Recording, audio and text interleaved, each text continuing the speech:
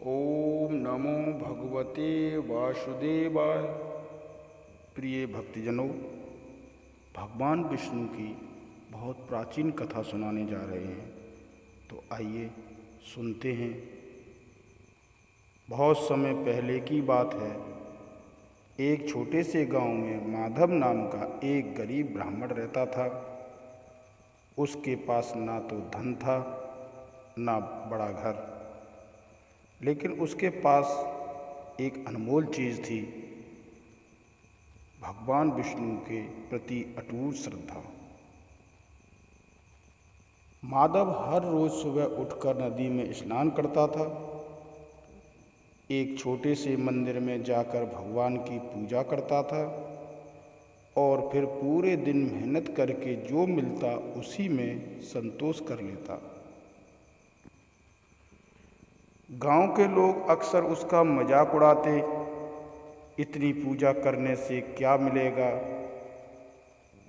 भगवान कभी किसी के सामने आए हैं क्या? लेकिन माधव हमेशा मुस्कुराकर कहता, भगवान को दिल से पुकारो, वो जरूर सुनते हैं। एक दिन गांव में भयंकर अकाल पड़ गया। खेत सूख गए, पानी खत्म हो गया, लोग भूख से तड़पने लगे। माधव के पास भी खाने को कुछ नहीं बचा। कई दिनों तक उसने सिर्फ पानी पीकर गुजारा किया और फिर भी उसे भगवान की पूजा करना नहीं छोड़ा। एक रात भूख और थकान से कमज़ोर होकर वह मंदिर में ही गिर पड़ा और रोते हुए बोला, हे प्रभु, अगर मेरी भक्ति सच्ची है तो आज मेरी पुकार सुने। उसकी आँखों से आंसू बहते बहते वह बेहोश हो गया। अचानक मंदिर में एक दिव्य प्रकाश फैला। एक तेजस्वी गुर गूंजा और स्वर आया, माधव। जब उसने आंखें खोली तो सामने स्वयं भगवान विष्णु खड़े।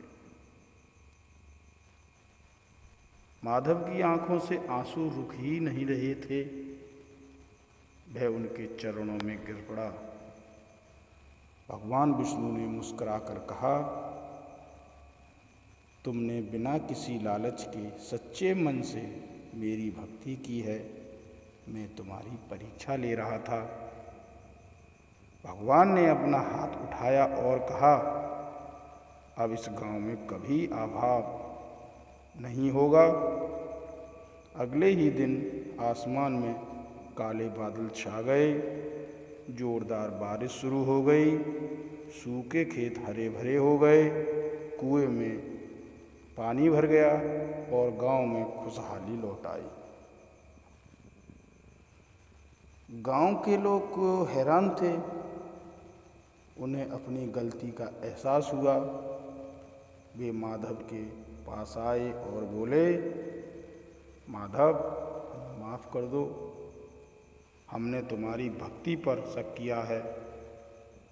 माधव ने मुस्कुराकर कहा, भगवान पर विश्वास रखो, वो कभी किसी को निराश नहीं करते।